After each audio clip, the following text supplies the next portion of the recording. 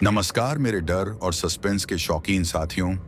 मैं हूं आपका दोस्त अंतरिक और स्वागत है आपका आपके अपने चैनल अंतरिक ज्ञान पर। आज की रात मैं आपको ले चलूंगा उस अंधेरे रास्ते पर जहां हर परछाई में छुपा है एक रहस्य और हर सन्नाटे के पीछे छिपा है एक डर। लेकिन उससे पहले अगर आप इस चैनल पर नए हैं तो जल्दी से लाइक कीजिए, सब्सक्राइब कीजिए और बेल आइकन दबाना बिल्कुल ना भूलिए, ताकि हमारी अगली डरावनी कहानी की गूंज सबसे पहले आपके कानों तक पहुंचे। और हाँ, इस वीडियो को शेयर करना ना भूलें ताकि आपका भी कोई अपना इस अंधेरे सफर में हमारे साथ शामिल हो सके। और हाँ दोस्तों, आपके प्यार और सपोर्ट से ही अंतरिक ज्ञान हर रात और गहराई में उतर रहा है। तो इस सफर में साथ रहिए, क्योंकि आज की कहानी आपके होश उड़ा देगी।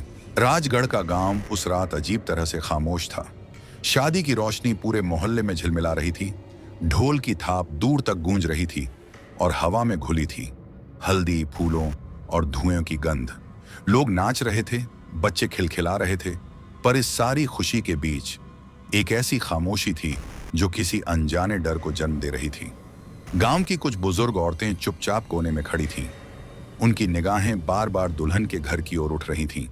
कोई फुसफुसाया, ये लड़की ललिता, इसका घर तो शापित कहा जाता था ना। दूसरी ने धीरे से कहा, हाँ सुना है इस घर की औरतें रात को किसी से बातें करती हैं जिनसे कोई और नहीं सुन पाता। फिर दोनों ने एक दूसरे को देखा और चुप हो गईं, जैसे डर सिर्फ बोलने से ही जिंदा हो जाएगा। दूल्हा विक्रम शहर से लौटा था, आधुनिक सोच वाला, आत्मविश्वासी युवक। वो इन बातों पर यकीन नहीं करता था। उसे बस अपनी नई दुल्हन से मिलना था, जिसकी सुंदरता के किस्से पूरे गांव में फैले थे।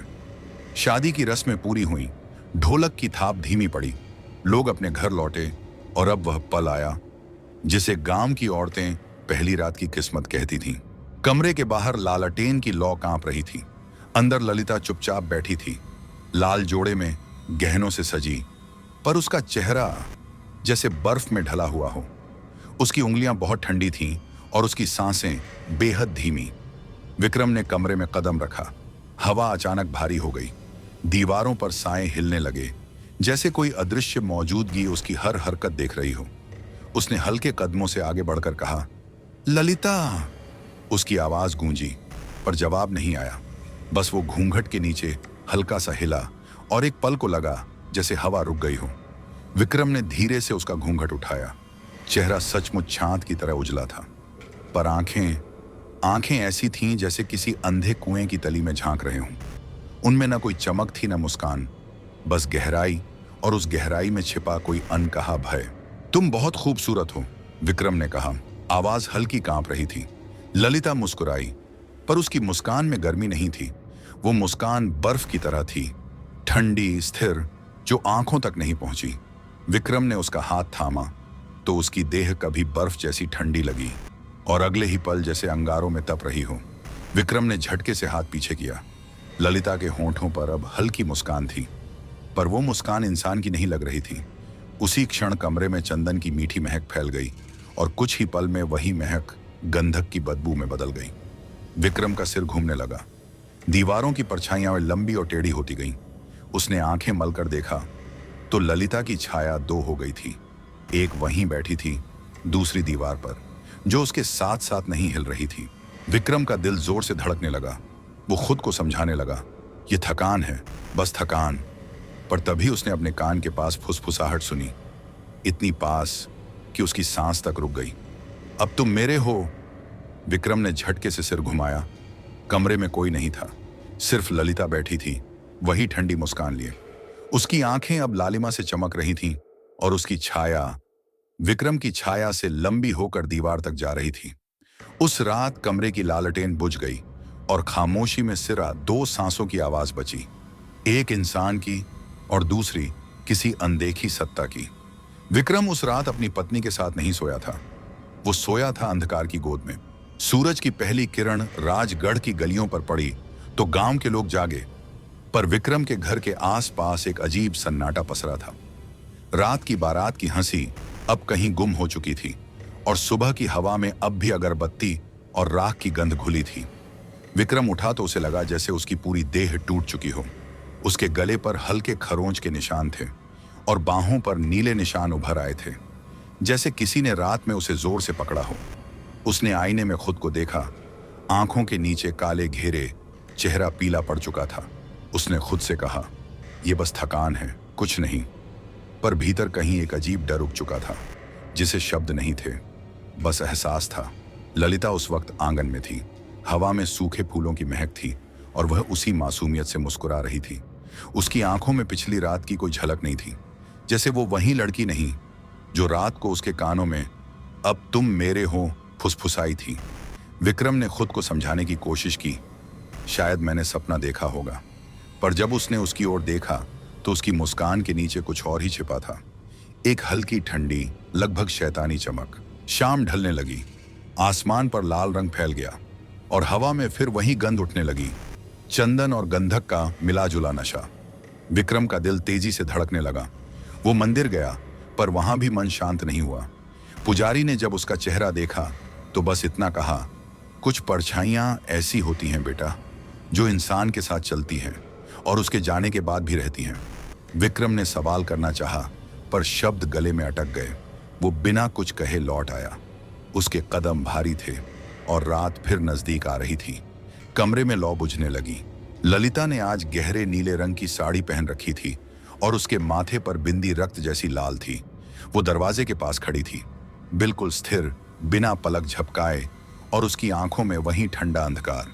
विक्रम ने पूछा, तुम ठीक हो ना? वो धीरे से मुस्कुराई, हाँ, बस आज नींद नहीं आ रही। उसकी आवाज बहुत धीमी थी, जैसे किसी और की परछाई से निकल रही हो। विक्रम ने जब उसकी आंखों में देखा तो लगा जैसे वहां कोई और है, कोई जो उसे देख रहा है, पर वो खुद ललिता नहीं है। कमरे की दीवारों पर छाया फिर लंबी हो गई, कभी 2, कभी 3, और फिर सब एक दूसरे में मिल गईं। अचानक उसकी सांसें भारी होने लगीं। ललिता उसके पास आई। उसकी देह से एक गंध उठ रही थी, जिसमें फूलों की मिठास नहीं, बल्कि कुछ मोहक और सड़न भरा था।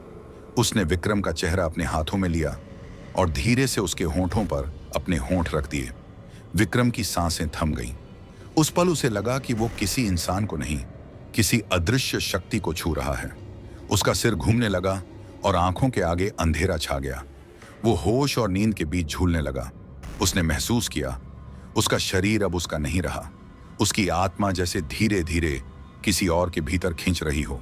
और तभी उसके कान के पास वही आवाज फिर गूंजी, इस बार और साफ और डरावनी, मैं तेरे भीतर हूं विक्रम। वो चौंक कर पीछे हटा, लेकिन ललिता हंस रही थी, धीरे, ठंडी और खौफनाक हंसी में। उसकी हंसी में किसी और की परछाई थी। वो अब इंसान नहीं लग रही थी, वो किसी छिपी हुई सत्ता का चेहरा लग रही थी। विक्रम ने डर कर कमरे से बाहर भागना चाहा, लेकिन दरवाजा अपने आप बंद हो गया। लालटेन बुझ चुकी थी और अंधेरे में बस उसकी सांसों और हंसी की आवाज गूंज रही थी। उस रात विक्रम ने जाना कि उसका डर अब सपना नहीं रहा, वो जागती आंखों का हकीकत बन चुका था। अगली सुबह राजगढ़ के सूरज में चमक तो थी, पर विक्रम की आंखों में अंधेरा उतर चुका था। वो जब आईने के सामने खड़ा हुआ तो खुद को पहचान नहीं पाया। चेहरा पीला, होंठ सूखे, आंखों में नींद नहीं, और गर्दन के पास अब भी गहरे नीले निशान थे, ऐसे निशान जैसे किसी ने रात भर उसकी आत्मा को पकड़कर हिलाया हो। ललिता रसोई में थी, ठीक वैसी ही जैसी कोई नई दुल्हन होती है। धीमे कदम, झुकी हुई आंखें और हर शब्द में विनम्रता। पर जब उसने उसकी ओर देखा तो विक्रम को लगा जैसे उसकी मुस्कान के पीछे कोई और मुस्कुरा रहा है। वो मुस्कान जो जिंदा नहीं थी, बल्कि किसी मृत आत्मा का चेहरा ओढ़े बैठी थी। विक्रम ने अपने डर को भीतर दबाया, लेकिन जब उसने पानी का गिलास उठाया तो उसके भीतर की परछाई साफ दिखाई दी। एक और चेहरा, उसका नहीं, ललिता का भी नहीं, बल्कि किसी अनजान स्त्री का, जिसकी आंखें लाल और होंठ नीले थे। विक्रम का दिल जोर से धड़कने लगा। गिलास हाथ से गिरा और फर्श पर टूट गया। ललिता पास आई। क्या हुआ? उसने पूछा, पर उसकी आवाज में इंसानियत नहीं थी। वो स्वर जैसे जमीन के नीचे से आ रहा हो, भारी, धीमा और अनजान। उसने हल्के से मुस्कुराया, डर मत, मैं तुम्हारे साथ हूं। और उसी क्षण विक्रम को लगा कि वो वाक्य उसकी पत्नी की आवाज में नहीं कहा गया था। वो आवाज किसी और की थी, जो उसके कानों में उतरकर उसकी रूह में बस रही थी। विक्रम ने अब और चुप न रहने का फैसला किया। वो भागा सीधा मंदिर की ओर। गांव के बुजुर्ग पुजारी गोविंद शरण वहीं पीपल के पेड़ के नीचे बैठे थे, हाथों में रुद्राक्ष की माला, आंखें बंद, पर चेहरे पर अजीब सी चमक। विक्रम उनके सामने गिर पड़ा और रो पड़ा। मुझे बचा लीजिए बाबा, कुछ मेरे घर में है, कुछ जो इंसान नहीं है। पुजारी ने धीरे से आंखें खोली। उनकी आंखों में कोई हैरानी नहीं थी, बस गहराई थी, जैसे वो पहले से सब जानते हों। उन्होंने धीमे स्वर में कहा, जिससे तू भाग रहा है वह अब तेरे भीतर तक पहुंच चुका है। विक्रम की सांसें अटक गईं। मतलब? पुजारी ने उसकी ओर देखा। तेरी पत्नी के साथ सिर्फ ना वो नहीं आई, उसका साया भी आया है। वो साया जिसे गांव वाले श्रुतिका कहते हैं, वो आत्मा जो लोगों के कानों में फुसफुसाकर उनकी आत्मा पर कब्जा कर लेती है। विक्रम के पैर कांपने लगे। उसे पिछली रात की हर फुसफुसाहट याद आने लगी। वही आवाज जो कहती थी, अब तुम मेरे हो। वही ठंडी सांस जो उसके कान को छूती थी। उसने घबराकर पूछा, पर मैं क्या करूं बाबा? क्या इसे रोका जा सकता है? पुजारी ने लंबी सांस ली। रोकना आसान नहीं है बेटा। वो आत्मा वासना और भय दोनों से पलती है। जितना तू उसके आकर्षण में खोएगा, वो उतनी मजबूत होगी। अगर उसे हराना है तो अपनी इच्छा पर विजय पाना होगी। विक्रम चुप रहा। उसका दिल कह रहा था, यह सब अंधविश्वास है, पर उसकी आत्मा मान चुकी थी, यह हकीकत है। पुजारी ने एक लोहे की तख्ती उसके हाथ में दी। उस पर कुछ अजीब प्रतीक बने थे, त्रिकोण, मंत्र और एक आंख जैसी आकृति। जब वो फिर आए और तुझे छूने की कोशिश करे तो यह यंत्र अपने पास रखना, पुजारी ने कहा। और याद रखना, अगर तेरी इच्छाएं टूट गईं तो तेरी आत्मा भी उसकी हो जाएगी। विक्रम घर लौटा तो उसका दिल तेजी से धड़क रहा था। आसमान पर बादल थे, हवा भारी थी और उसके कानों में अब भी वही आवाज गूंज रही थी, तू चाहे जितना भाग विक्रम, अब मैं तेरे भीतर हूं। वो शब्द हवा में घुल गए, पर उनके साथ एक ठंडी लहर भी उसके पीछे चली आई। उसने पीछे मुड़कर देखा। दरवाजे पर ललिता खड़ी थी, धीरे धीरे मुस्कुराते हुए। उसकी आंखों में अब कोई मासूमियत नहीं थी, सिर्फ अंधकार। वो शाम बाकी सब शामों से अलग थी। आसमान पर घने बादल थे, हवा में मिट्टी की जगह लोहे और राख की गंध थी। पूरे राजगढ़ में जैसे कोई अनजाना सन्नाटा उतर आया था। कुत्ते लगातार भौंक रहे थे। गांव की औरतें दरवाजे जल्दी बंद कर रही थीं और पीपल के पेड़ के नीचे जलता दिया अचानक खुद ब खुद बुझ गया। विक्रम घर लौटा तो उसकी चाल धीमी थी। हाथ में वो लोहे की तख्ती थी जो पुजारी ने दी थी, और दिल में एक ही बात गूंज रही थी, अगर आज रात वो आई तो मैं पीछे नहीं हटूंगा। घर के अंदर अंधेरा था। ललिता दरवाजे के पास खड़ी थी, गहरे लाल रंग की साड़ी में। उसकी परछाई दीवार तक फैली हुई, जैसे कोई लंबा जीवित साया रेंगता हुआ जा रहा हो। उसकी आंखें अंधेरे में चमक रही थीं और उसके होठों पर एक मुस्कान थी, मासूम नहीं बल्कि किसी भूखी आत्मा की। विक्रम ने उसके पास जाकर कहा, आज तुम अलग लग रही हो। ललिता धीरे से मुस्कुराई। कभी कभी अलग होना जरूरी होता है। उसकी आवाज में मोहक मिठास थी, पर उसमें कहीं दूर एक खुरदरा डर भी छिपा था। कमरे की लौ झपकने लगी। दिया 3 बार टिमटिमाया और फिर बुझ गया। अंधेरे में अब सिर्फ 2 सांसें गूंज रही थीं, विक्रम की और उसके सामने खड़ी ललिता की। पर उस पल विक्रम को लगा कि ये सांसें 2 नहीं हैं, 3 हैं। तीसरी किसी अदृश्य कोने से आ रही थी, धीमी, भारी, ठंडी। विक्रम! वो आवाज अचानक उसके पीछे से आई। विक्रम घूम गया, लेकिन वहां कोई नहीं था। पर जैसे ही उसने ललिता की ओर देखा, वो उसकी आंखों में कुछ बदलता हुआ देख सका। उसकी आंखें अब पूरी काली थीं, जैसे कोई अंधकार उनमें से टपक रहा हो। उसने धीरे से कदम बढ़ाया। विक्रम के हाथों में पसीना आ गया। उसने लोहे की तख्ती कसकर पकड़ ली। ललिता उसके पास आई, इतनी पास कि उसकी सांसें विक्रम के गाल को छूने लगीं। उसकी महक अब फूलों की नहीं थी, वो किसी जले हुए शरीर की गंध थी, जिसमें पिघले खून का गर्म स्वाद मिला हुआ था। विक्रम पीछे हटना चाहता था, पर उसके पैर जैसे जमीन से चिपक गए थे। ललिता ने उसके गाल पर उंगली फेरी और उसी क्षण उसके शरीर में एक ठंडी लहर दौड़ गई। उसने उसकी आंखों में देखा। वहां अब सिर्फ एक साया था, कोई औरत नहीं, कोई इंसान नहीं, सिर्फ एक भूखी आत्मा जो उसकी आत्मा को निगलने को तैयार थी। अचानक उसके कान के पास वही फुसफुसाहट, तू भाग क्यों रहा है विक्रम? अब तो तू मेरा हिस्सा बन चुका है। विक्रम चीखना चाहता था पर आवाज गले में फंस गई। कमरे की दीवारें थरथराने लगीं, छत से धूल गिरने लगी और कोनों से ठंडी हवा उठने लगी, जैसे कोई दरवाजा खुल गया हो। वो दरवाजा जो इस दुनिया और उस दुनिया के बीच था। ललिता की छाया अचानक दीवार पर फैल गई, पर वो इंसानी नहीं थी। लंबे पंजे, मुड़े हुए हड्डियों जैसे हाथ और आंखों की जगह दो लाल चमकते बिंदु। विक्रम ने घबराकर लोहे की तख्ती आगे बढ़ाई। जैसे ही वह तख्ती उसकी छाया को छुई, कमरे में एक तेज चिंगारी उठी। ललिता चीख पड़ी। उसकी चीख इतनी तीखी थी कि शीशे टूट गए, दिया फट गया और हवा में राख भर गई। वो जमीन पर गिर पड़ी और अगले ही पल उसकी आंखें फिर सामान्य हो गईं। वो हांफते हुए बोली, मुझे माफ कर दो विक्रम, मुझसे ये सब करवाया जा रहा है, मैं खुद को रोक नहीं पा रही। उसके शब्दों में दर्द था, पर उसकी आंखों के कोने में अब भी लाल चमक तैर रही थी। विक्रम ने उसे थामा। कौन है वो? कौन तुझ पर काबू रखता है? ललिता रोने लगी। मुझे नहीं पता, वो बस आता है और मुझ में समा जाता है। उसी पल बाहर हवा चीखी, खिड़कियां अपने आप खुल गईं और दरवाजे से राख उड़ती हुई अंदर आने लगी। दीवार पर वही परछाई दोबारा प्रकट हुई, इस बार और भी बड़ी और भी भयानक। वो हिल रही थी जैसे किसी अनदेखे हृदय की धड़कन के साथ चल रही हो। विक्रम ने कांपते हुए कहा, जो भी है सामने आ। उसके शब्द दीवारों से टकराए और लौट आए। फिर एक पल की शांति और उसके बाद वो फुसफुसाहट जो अब चारों तरफ गूंज रही थी, मैं वही हूं जो तेरे भीतर बस चुकी है और अब तुझसे कोई नहीं बचा सकता। विक्रम ने तख्ती ऊंची उठाई। उस पर बनी आंख की आकृति अब चमकने लगी थी। एक नीली रोशनी फैल गई, कमरे में सन्नाटा छा गया। फिर अचानक ललिता का शरीर झटका खाकर पीछे गिरा। उसके बाल खुले, आंखें पलट गईं और उसके होंठों से खून की पतली धार निकल पड़ी। विक्रम ने चीखकर उसका नाम पुकारा, ललिता, पर जवाब में बस वही हंसी गूंजी, धीमी, ठंडी और इतनी लंबी कि दीवारें भी कांप उठीं। वो रात राजगढ़ में अब सिर्फ विक्रम और एक अदृश्य आत्मा के बीच जंग की शुरुआत थी। उस रात के बाद विक्रम बदल चुका था।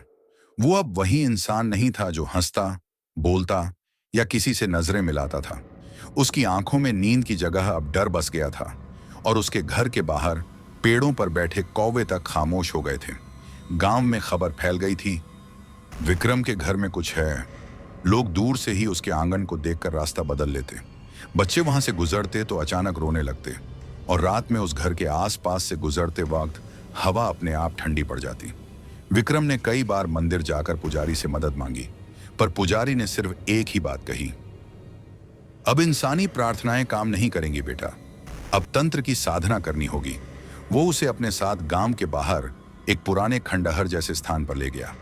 आसमान काला था, हवा भारी थी और हर तरफ जले हुए अगरबत्तियों की गंध फैली थी। बीच में एक यज्ञ कुंड था जिसके चारों ओर काले धागों से बंधे ताबीज और लोहे के यंत्र रखे थे।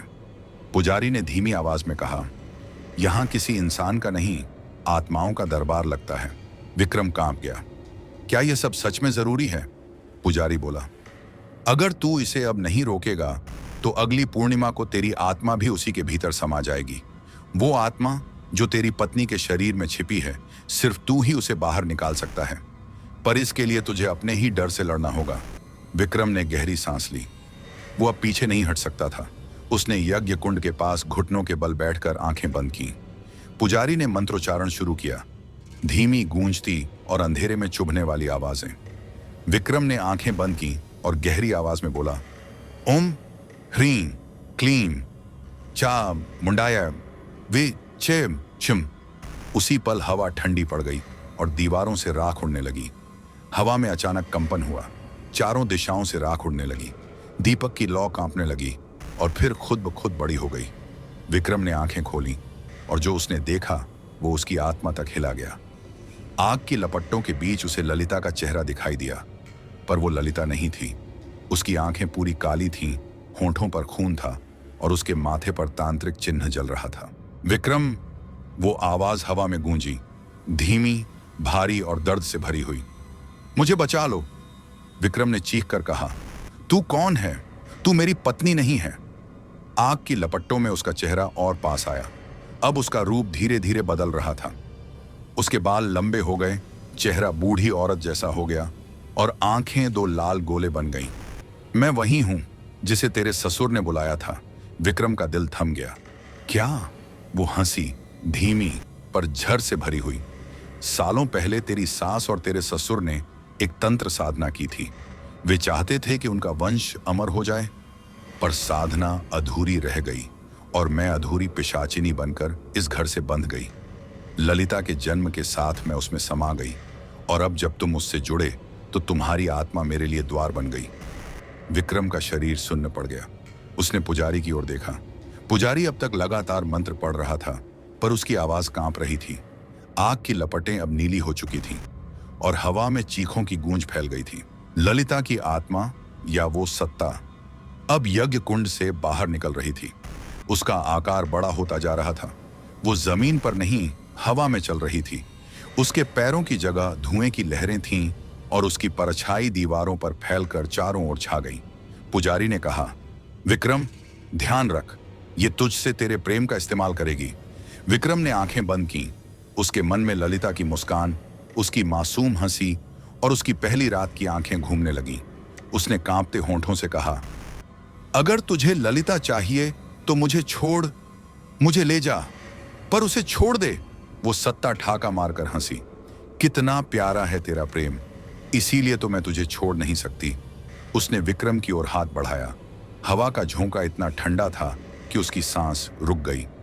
उसकी त्वचा पर बर्फ जमने लगी। पुजारी ने आखिरी बार मंत्र दोहराया, ओम काल भैरवाय नमः, और तांत्रिक यंत्र को हवा में उछाल दिया।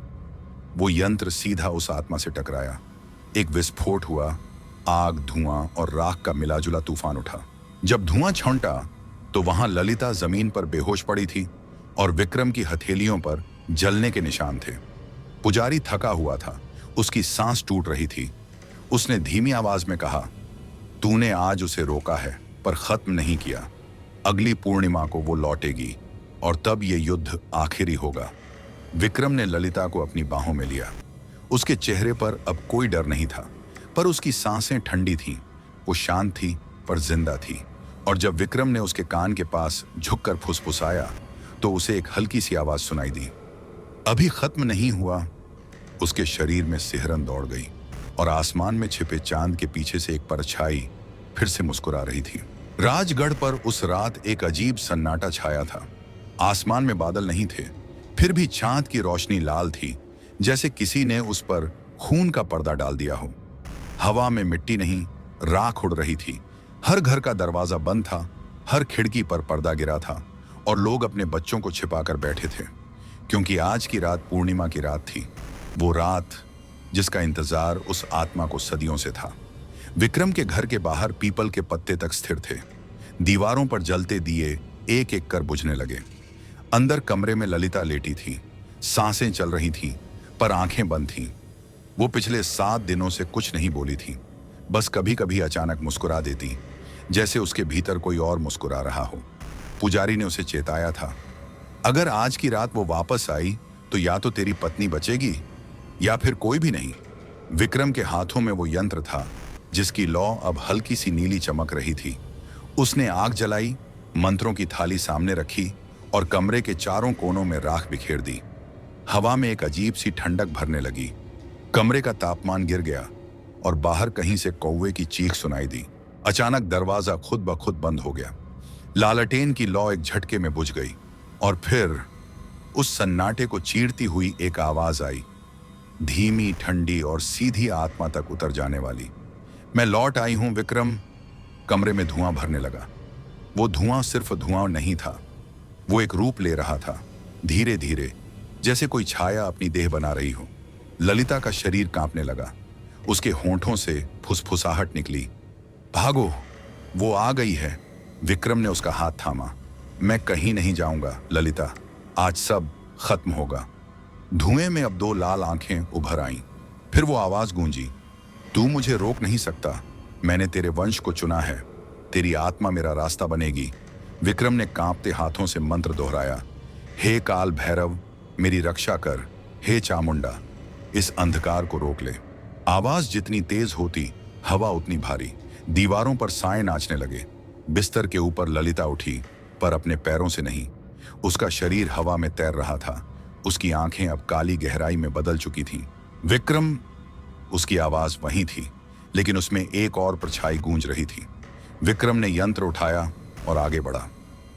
अगर तुझे मुझसे कुछ चाहिए तो मुझे ले जा, पर उसे छोड़ दे। वो हंसी, इतनी लंबी कि पूरा घर कांप उठा। अब बहुत देर हो चुकी है। तेरी पत्नी अब मेरा घर बन चुकी है। ललिता के शरीर से अचानक नीली आग की लपटें उठीं। उसका चेहरा विकृत हो गया। कभी वो उसकी पत्नी जैसी दिखती, कभी बूढ़ी चुड़ैल जैसी। उसके बाल हवा में बिखरे हुए थे और उसकी जीभ लाल धुएं की तरह लहर रही थी। विक्रम ने आंखें बंद की और पूरा मंत्र ऊंची आवाज में बोला। उसके हाथ में पकड़ा यंत्र चमकने लगा। एक सफेद रोशनी कमरे में फैली। वो रोशनी ललिता के शरीर पर पड़ी और उसकी चीख पूरे राजगढ़ में गूंज उठी। खिड़कियां टूट गईं, दरवाजे उड़ गए और चांद की लाल रोशनी कमरे के भीतर आ गिरी। ललिता का शरीर थरथराने लगा। उसके माथे पर वही तांत्रिक चिन्ह जलने लगा। विक्रम ने उसे अपनी बाहों में लिया और आंखें बंद की और गहरी सांस लेकर बोला, भैरव मुझे शक्ति दे। नीली आग धीरे धीरे बुझने लगी। ललिता की आंखें बंद हो गईं। कमरे में सिर्फ राख बची और हवा में राख के बीच एक आखिरी आवाज तैरती रही, ये अंत नहीं है। जब सुबह की पहली किरण टूटी तो विक्रम फर्श पर पड़ा था, थका, टूटा पर जिंदा। ललिता उसके पास थी, शांत, निढाल और पहली बार बिना डर के। गांव के लोग घर में दाखिल हुए। सबने राहत की सांस ली। पुजारी ने कहा, वो आत्मा अब मुक्त हो गई है। विक्रम ने आंखें उठाईं। ललिता के चेहरे पर मुस्कान थी। वो मुस्कान मासूम थी, लेकिन जब उसने झुककर उसके कान के पास कुछ कहा तो उसकी सांस रुक गई। उसने बहुत हल्के स्वर में फुसफुसाया, मैंने कहा था ना, मैं कभी नहीं जाती। विक्रम का चेहरा सफेद पड़ गया। उसके कान के पास हवा हिली और उसके बाद पूरे घर में वही पुरानी हंसी गूंज उठी, धीमी, ठंडी और असीम अंधकार से भरी हुई। कहानी खत्म होती है, पर शायद उस आत्मा का सफर नहीं। तो दोस्तों, ये थी आज की खौफनाक और रहस्यमय कहानी। लेकिन सवाल ये है, क्या कहानी यहीं खत्म हुई या कुछ परछाइयां अब भी बाकी हैं? कौन जानता है, शायद अगली बार जब आप आईने में झांकें तो पीछे वही साया खड़ा मिले जो इस कहानी में था। अगर आपको ये कहानी पसंद आई हो तो इस वीडियो को लाइक कीजिए, अपने दोस्तों के साथ शेयर कीजिए और अगर आप यहाँ नए हैं तो जल्दी से सब्सक्राइब कीजिए अंतरिक्ष ज्ञान को, क्योंकि डर की ये यात्रा अभी खत्म नहीं हुई है। मैं हूं अंतरिक्ष और मिलूंगा आपसे अगली रहस्यमय रात में एक नई कहानी, एक नए डर के साथ। तब तक के लिए अंधेरे से बचकर रहिए, क्योंकि कौन जानता है आपके पीछे कौन खड़ा है।